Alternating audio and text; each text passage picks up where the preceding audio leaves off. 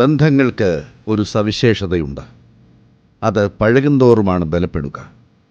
അത് മനുഷ്യരിൽ മാത്രമല്ല, ജന്തുക്കളിലും അങ്ങനെ തന്നെ.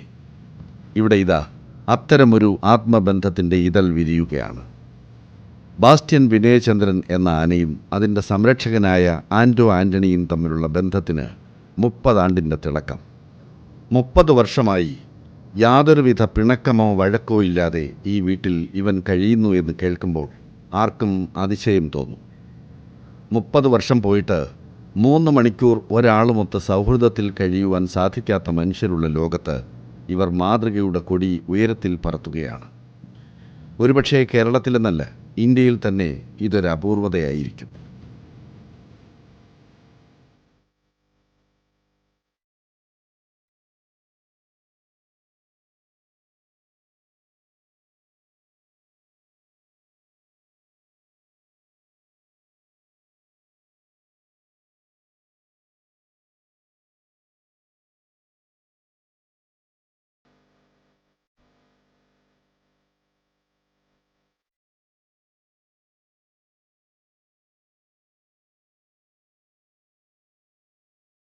വീണെടുത്ത് കട്ടിയുള്ള കൊമ്പുകൾ, ആരോഗ്യമുള്ള ശരീരം, ഒത്ത നടയമരങ്ങൾ, നീളൻ തുമ്പി, 9.25 അടി ഉയരം, വായുകുംഭവും മസ്തകവും ഐശ്വര്യമുള്ളവ തന്നെ.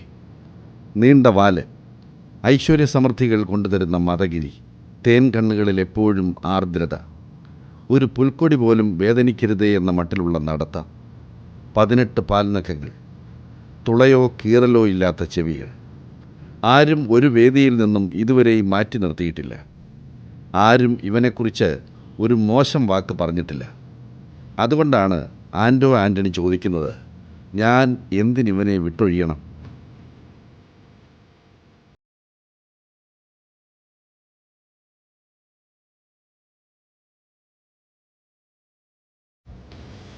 ഈ ആനനെ ഞാൻ 30 വർഷമായിട്ട് വാങ്ങി പരിപാലിച്ച് വരുന്ന ആനയാണ്.